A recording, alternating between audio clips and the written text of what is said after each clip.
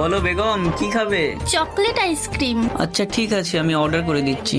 এই যে ওয়েটার ভাই, হ্যাঁ স্যার বলুন। একটা chocolate ice cream. Sir chocolate ice cream কিন্তু 700 টাকা। কি 700 টাকা? আচ্ছা ঠিক আছে, তুমি দাও। Okay sir. জান্নাত, 1 মিনিট, আমি একটু ওয়াশরুম থেকে আসছি। আচ্ছা ঠিক আছে, যাও।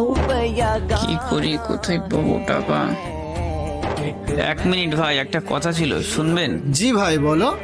ভাই, আমি আজ প্রথম আমার স্ত্রীকে নিয়ে রেস্টুরেন্টে এসেছি। সে অনেক দামি আইসক্রিম অর্ডার করেছে। তুমি যদি আমাকে 500 টাকা ধার দিতে, অনেক উপকার হতো। আরে ওই লোকটার কাছে কি টাকা চাচ্ছে? এমন ভাবে কেউ টাকা চায় নাকি? চল হাট।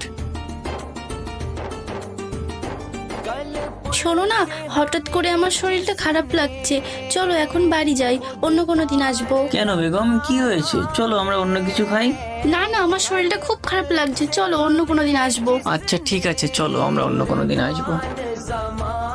বলো বেগম।